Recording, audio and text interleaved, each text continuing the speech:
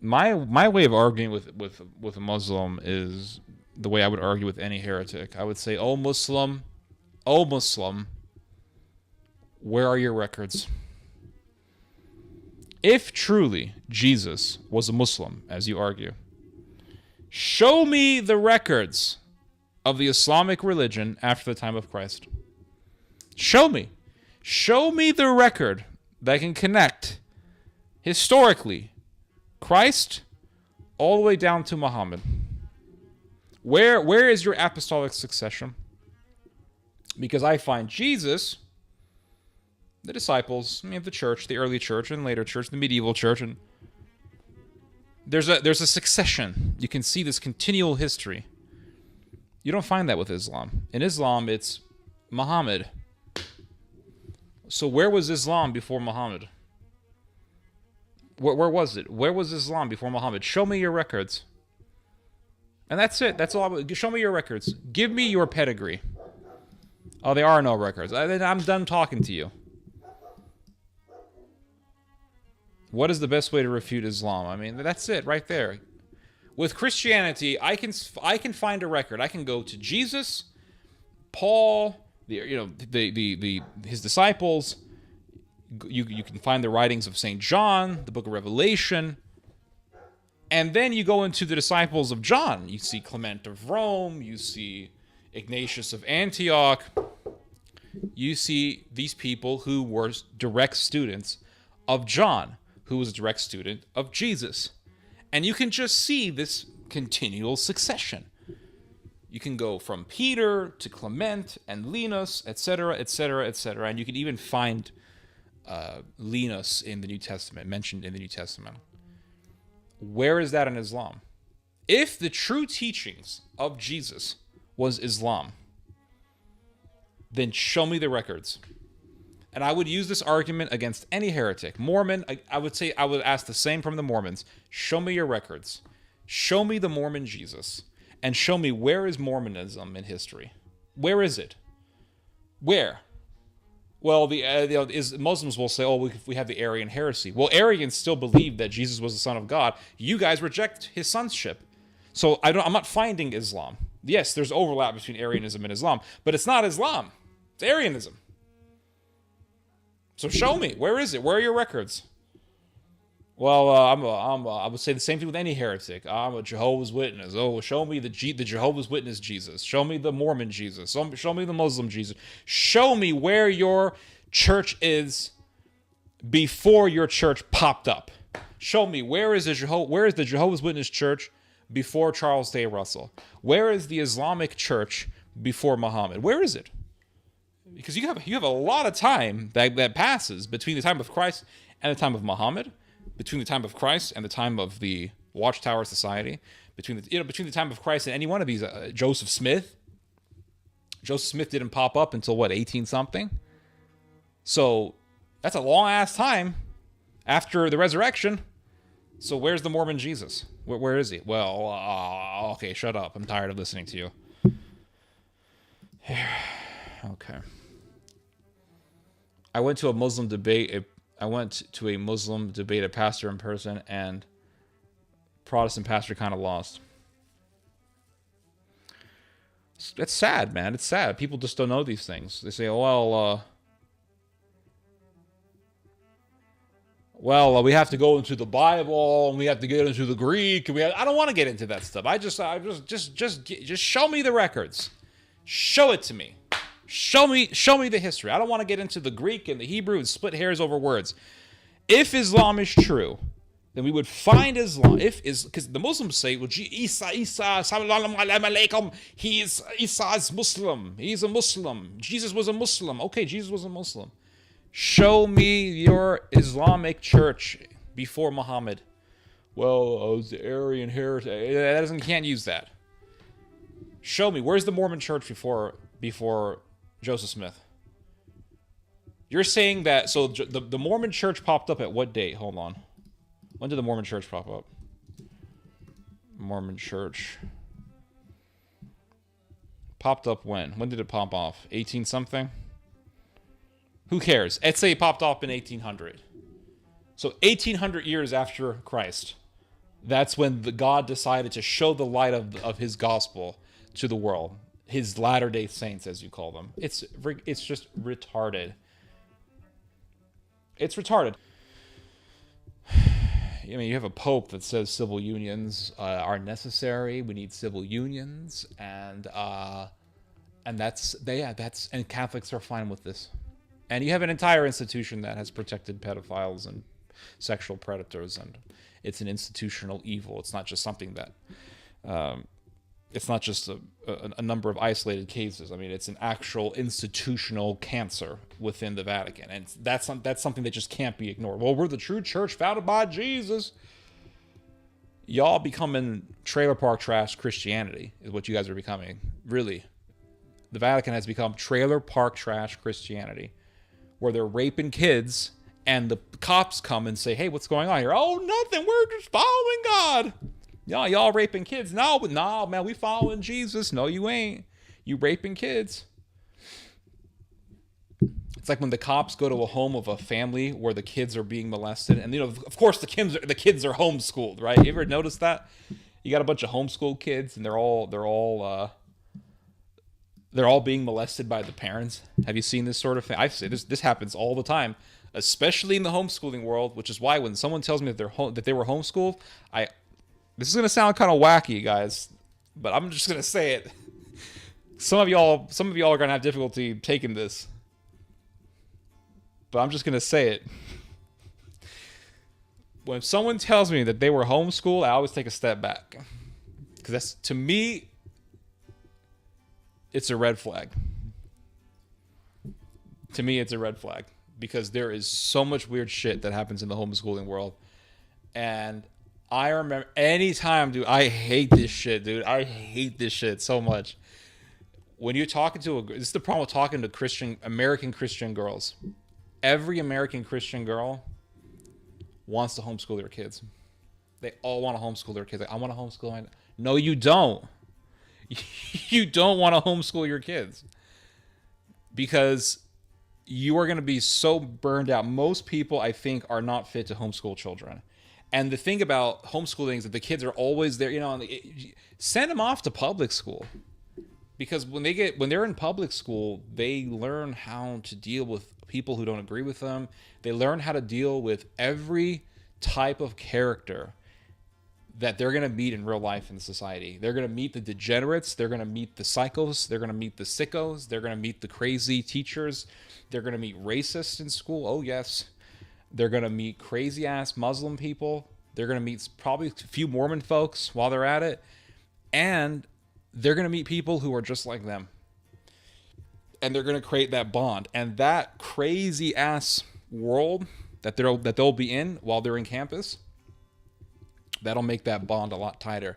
Believe me, I know. When I met people in school who agreed with me, it was just so much more special when you met someone who agreed with you, because you were always around people who disagreed with you, and you were always around people who hated God, and so and plus, when you're in public school, you're debating other students, you're debating teachers. So you go home and then you learn more about your faith. You're kind of forced to learn more about it, because you're going to be debating these people. You have to be ready to give an answer. So it just conditions you, I think, better. But the problem with the homeschooling world is that there is just so much wackiness in it, and there's so much abuse, and you hear these stories of kids being molested and abused by their parents, and it's like when I remember seeing this video where these kids were being terribly abused by their parents. They were being chained onto the beds, and they were made to do labor all day in the house. It was just like a little mini concentration camp for kids. And the cops come in, and they're saying, well, what the hell is going on? The cops, you can watch the body cam footage. The cops walk into the house. They're searching. The house is an absolute mess. There's like shit everywhere, literal like shit on the floor, and it stinks, and there's boxes everywhere, and it's just a nightmare. It's an absolute nightmare. And there's just so much dysfunction. And I have to give credit to the cops. Well, I mean, I have to just say that I can't really fathom how the cops were able to keep their cool the entire time, because I would lose it. But these cops are like, hey, how you doing? Oh yeah, can we come in? Yeah, okay, you can come in. Cops walk in there. Oh, you got a little bit of a mess? Well, yeah, officer, sorry about the mess. Oh, it's okay. I understand. We all have our days. I understand. No worries. My house is a mess sometimes too. Blah, blah, blah, blah. My house is a mess sometimes too. They're walking around. They see a kid chained onto the bed. A little boy chained. I think he was chained in the closet. And those cops didn't say anything. I mean, they murmured a little bit, like there's a child in the room. But they didn't go, oh my God, and freak out. And they went back to the living room and they said, yeah, we found a child chained in the closet. Yeah, could you turn around for me? And they turned around and they slapped the handcuffs on him. But those parents acted like, oh no, we love our children. That's the Vatican. The Vatican is just that. The Vatican abuses people and then tries to gaslight people into thinking that they're not as bad as people think they are, as other people think they are. And the way they gaslight people is they'll say, well, 4% of the priesthood are pedophiles, but that actually matches the same number of pedophiles that are in normal society. The 4% of regular general society are also pedophiles. So the priesthood simply matches the population. It's like, really?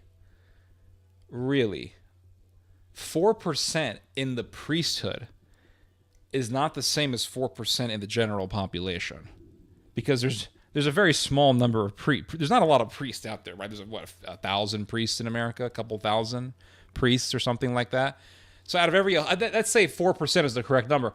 Out of every 100 priests, 4 of them are pedos. So you go to a party for the priesthood and they got a bunch of priests in the room, and let's say there's 500. That means there's 20 pedos in that part. That's huge. This is supposed to be the representatives of Christ on earth, and 4% of them are pedophiles. And even if you actually look at the numbers when looking for homosexuals, Skittles, as Jay Dyer calls them, when you're looking for citizens of the Republic of Sodom in the priesthood, you're looking at least 30% of the priesthood. So it's actually much higher. Homosexuality is much higher. Sodom is much higher in the priestly population than it is in the general human population. That's the Vatican. That is the Vatican, everybody. Here we go. Okay, I'm going to read your guys' comments here. Just curious, have you an opinion? Abel Returns to Eden is asking, have you an opinion on the Catholic Church's same-sex blessing ruling and its implications? I've looked into it, and here is the problem. Let me show you guys this. What's it called? Fiducia, whatever. What's it called? Vatican same-sex blessings. The document. Fiducia supplicans. So there's a part in the document. So here's the thing about the Vatican. The Vatican rarely ever explicitly states what it actually wants to say. It always has caveats, and it'll make a lot of pre-qualifying statements. So let's look at Fiducia supplicans here. I'm trying to find the actual text itself. Here it is, in English. Okay, let's look at this.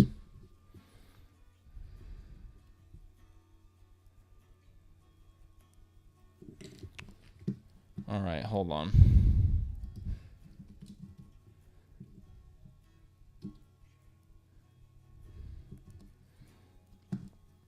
So here's the thing, is that Fiducia supplicans will say things in a way where the defenders of the Vatican, the water carriers for the papacy, can defend it. So, for example, in the document, it'll say, well, we are not supporting, or we're not saying that the idea of a civil union is a real marriage, right? Or the document will say, we will put a blessing on a same-sex couple that is not endorsing its Sodom, right? They're not endorsing Sodom. They don't recognize themselves as a marriage. And we're going to put a blessing on those people so that they can get everything good, right? Get all the blessings.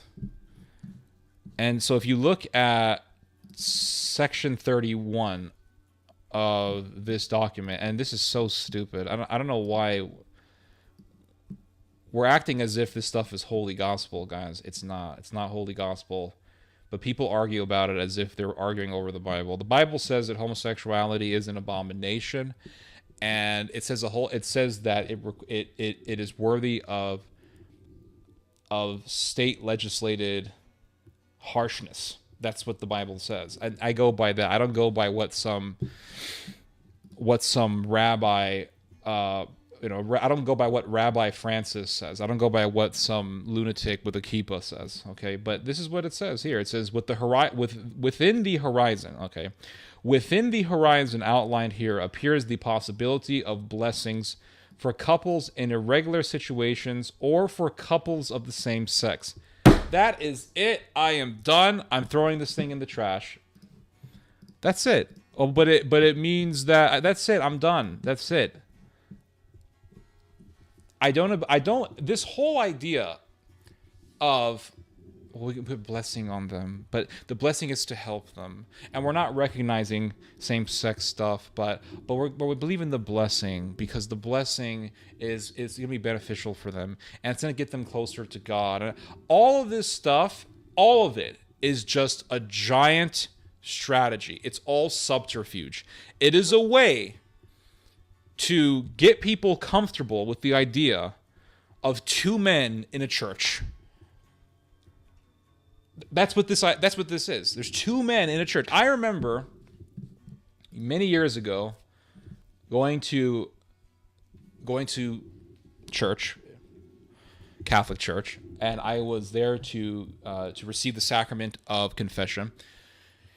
And went into confession, did my thing, and then I went into the Eucharistic adoration room to say my prayers, to do my penance. And as my father was with me. My father was sitting next to me because he had gone into confession, and then he was already in there when I walked in. And my father was sitting on the bench. I was sitting on the bench, and I'm doing my prayers. And then I finish my prayers. I look up. I turn around, and my dad is gone. my dad's gone. My dad is in the hallway somewhere. And I walked up to him, and I said, "Why did you leave?" And my father looked at me, and he said, "There's a cross-dresser inside that room." I said, "What?" He goes, "There's a cross-dresser." And I didn't notice this, but I turned around, and I saw it. There was a cross-dresser in the Eucharistic adoration room. Now, I could have gone to the priest and asked and told him, but he would just say, "They're here to worship God." All the priests are Mexican, by the way. "They're here to worship God. Who are you? Who am I to make a judgment? They're here to worship God." And this is what the Vatican is becoming. I understand that this Vatican toilet paper says things like, we're not recognizing it as a real marriage. I understand all this stuff. I understand all this stuff. But I also understand subterfuge. It's like this. Cardinal Marx in Germany. Marx, right? Marx, by the way, is just a Germanic way of saying Mordecai, if you know what I mean.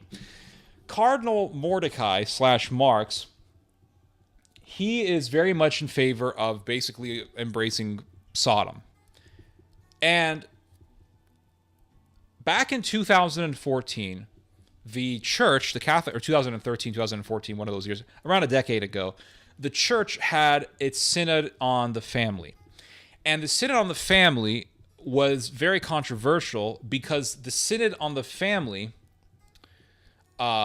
basically, there was discourse within the synod about accepting Sodom.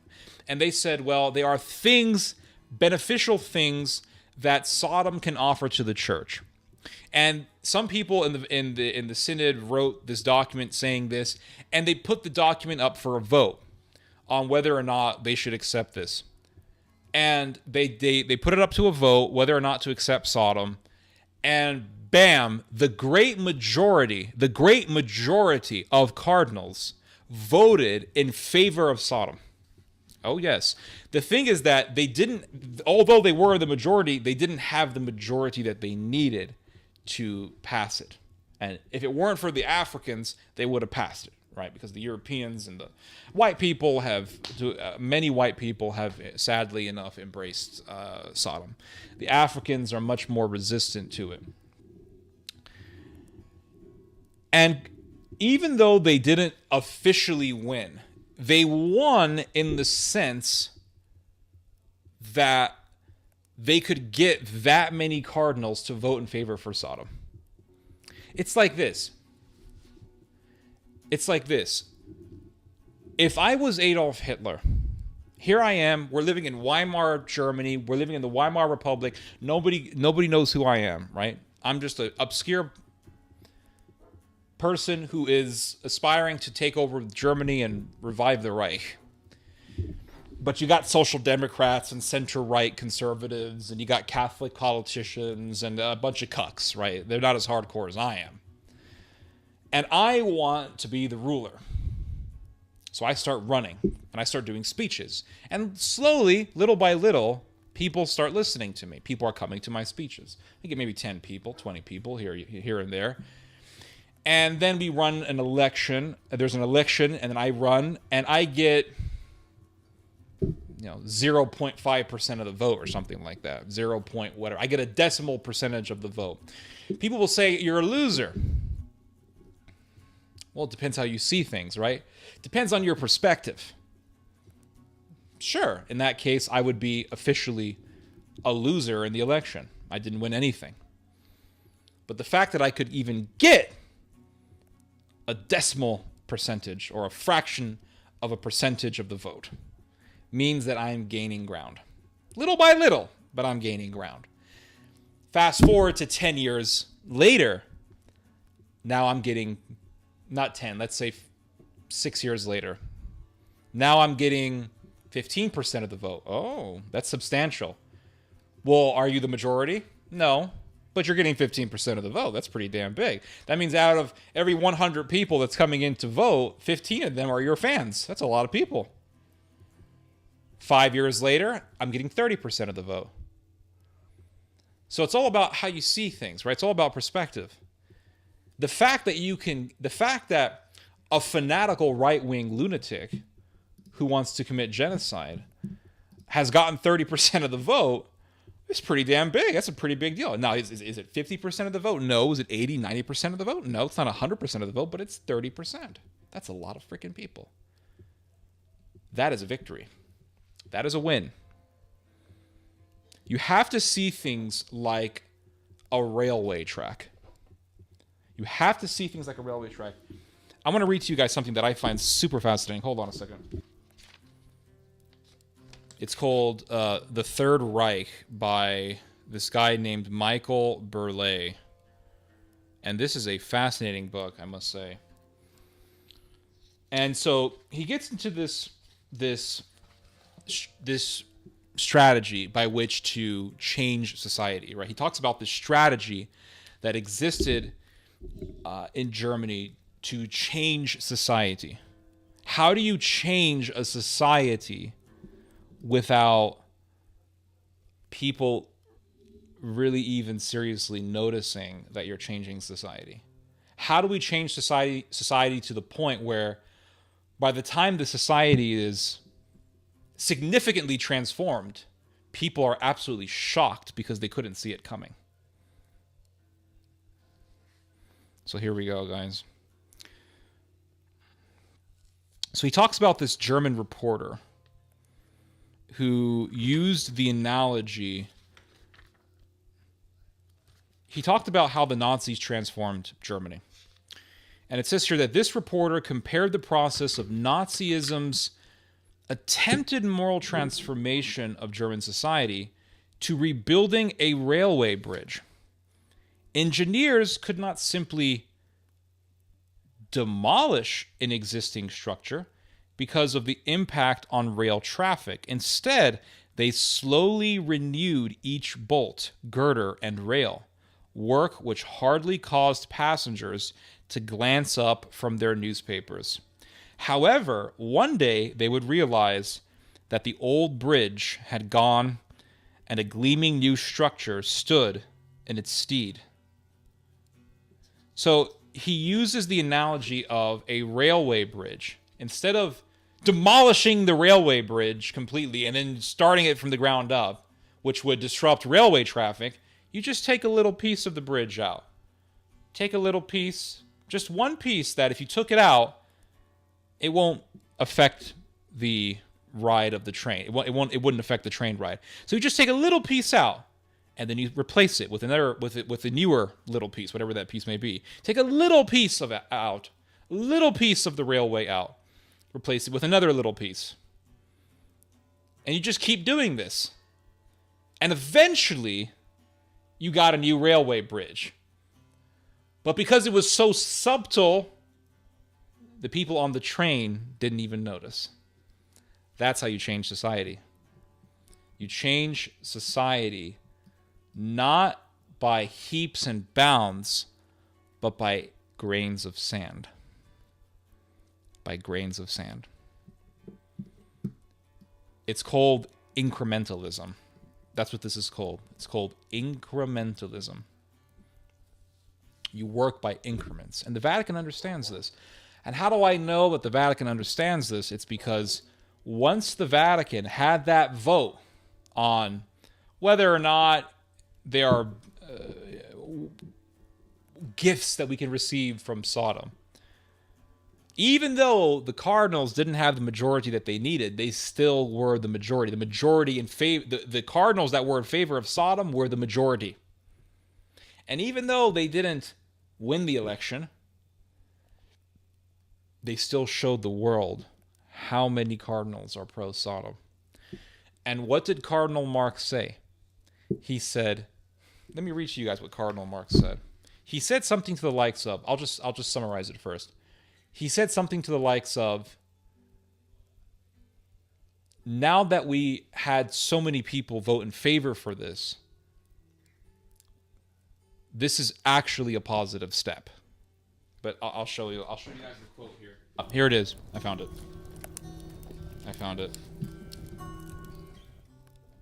Yeah, this is actually from the soundtrack from the Russian video game Stalker, and that looks like a beautiful video game, guys.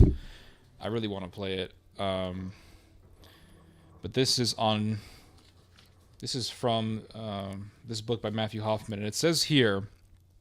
So it talks about this thing called the Relatio. So it says here, the Relatio post Deceptationem presented on the 13th of October, despite the rehashing it underwent, did not obtain the expected majority of 2/3 of the vote at the Synod on the Family on two crucial points: the admittance of the divorced and remarried to communion and the opening up to homosexual couples, attesting 104 in favor and 74 not in favor. So 104 cardinals voted in favor for Sodom in the Synod on the Family. 74 voted against it. Again, most of these guys are African.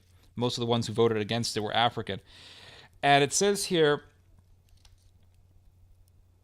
oh, sorry, that was for the first point, which was on divorce and remarried couples taking communion. So it was 104 to 174. 104 to 74. And it says here a 118 for 62 again. So 118 cardinals voted in favor for Sodom, everyone. 118 cardinals voted in favor for Sodom, and 62 voted against Sodom. In spite of the evident debacle, Cardinal Reinhard Marx Cardinal Reinhard Marx, Archbishop of Munich, one of the most passionate exponents on the progressive wing, said he was satisfied, and this is what he said, since revolutionary processes are done in successive stages. On some themes, he explained, we took 2 steps forward and then 1 backwards. They know what they're doing. And you're talking about the Pope who supported gay civil unions. Of course he's in favor of Sodom. It's very obvious he's in favor of Sodom. Anyway, very obvious what's going on here. And they work in succession. They work in increments. They're not going to say, oh, yes, we love Sodom, here we go. They test the waters. And they know that their sycophants will argue for them no matter what. They know that their defenders will argue for them no matter what. It's like the Greek guy that I argued with a couple of months ago. I argued with a Greek Catholic. And it was so crazy. He said to me, because I brought up the fact that there was a pope who had an image of the Egyptian goddess Isis in his room. I think it was Pope Alexander VI. And this guy had an image of Isis, an icon of the Egyptian goddess Isis in his room. And that tells you something about the papacy in the Renaissance period. This was back in the Renaissance period. And he said that was bad, but it was done in private. So they have all these little qualifications for things. Well, it was done in private. So you can't really say anything about it. Okay. But things that are done in private will reflect things that are done in public. Things that are done in private will reflect things that are done in public. It's very obvious. I mean, you can't have gas chambers without Nazis privately discussing that they want gas chambers. So things that are seen in public reflect things that are private.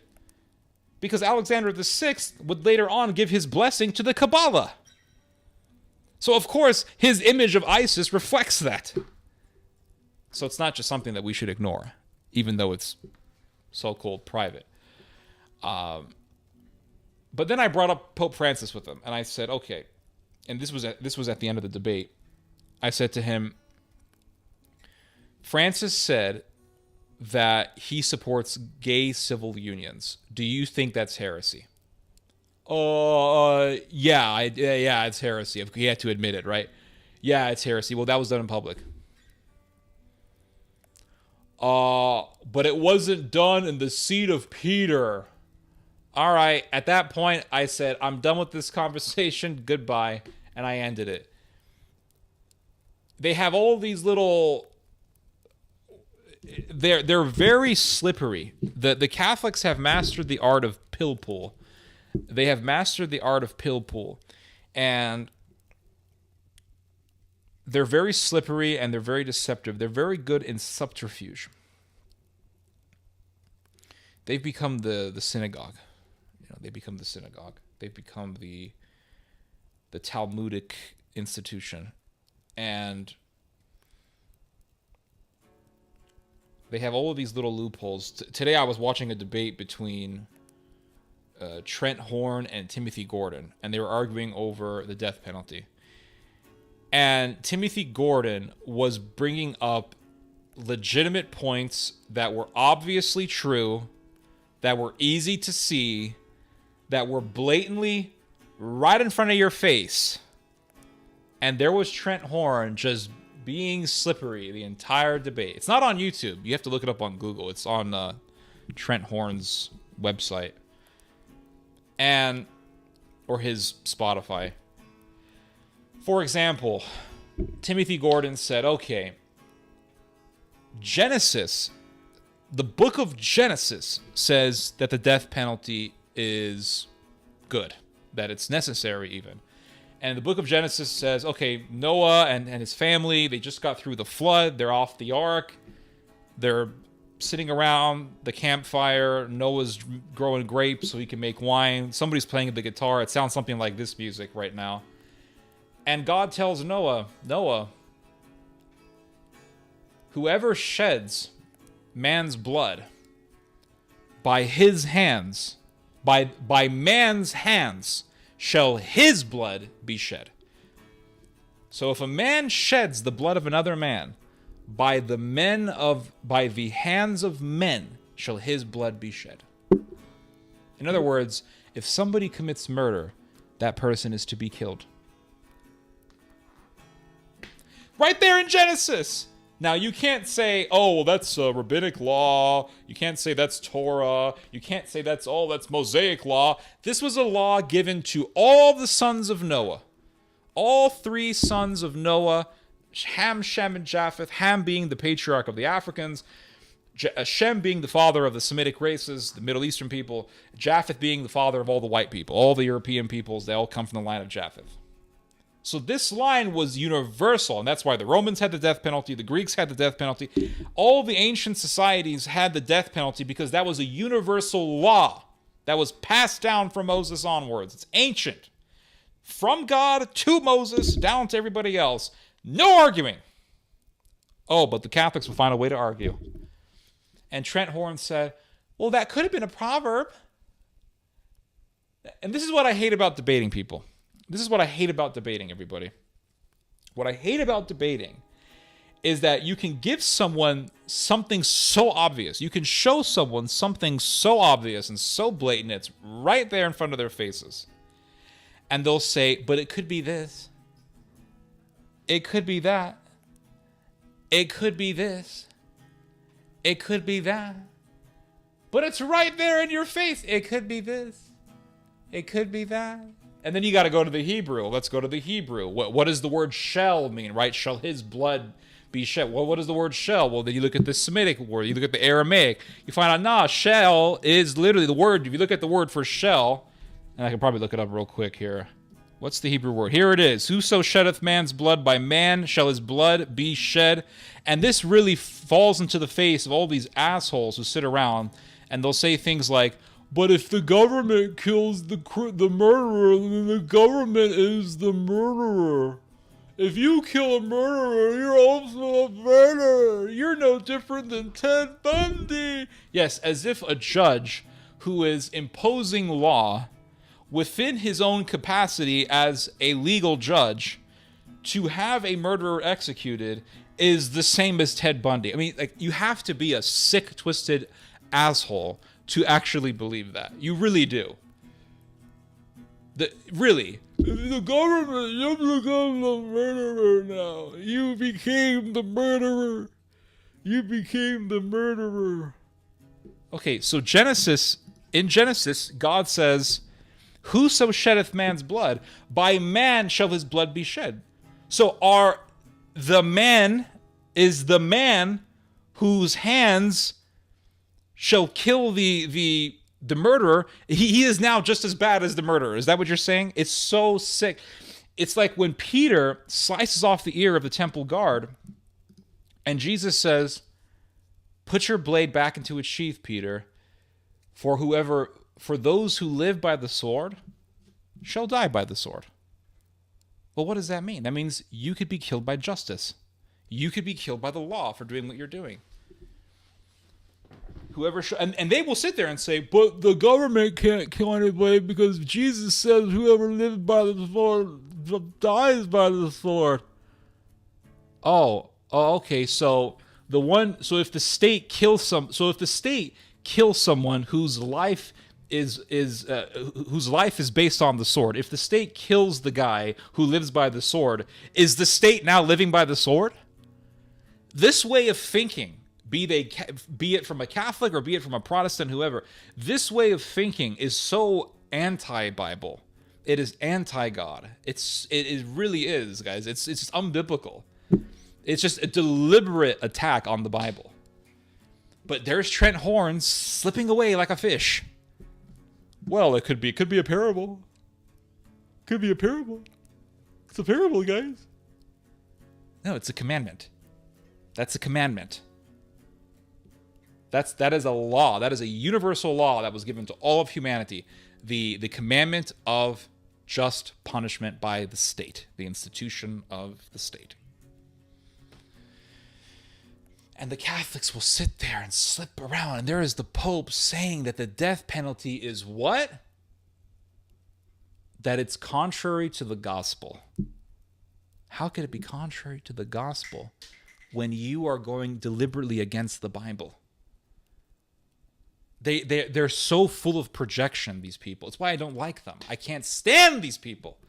But I used to follow these people. I used to read their stuff. Oh, Trent Horn, and I used to watch the debates with the Protestants. Oh, Catholic versus Protestant. Oh. Now I'm not even interested in Catholic versus Protestant debates. I think watching a Catholic versus Protestant debate, I think it's one of the most boring ass things that you could ever watch as a human being.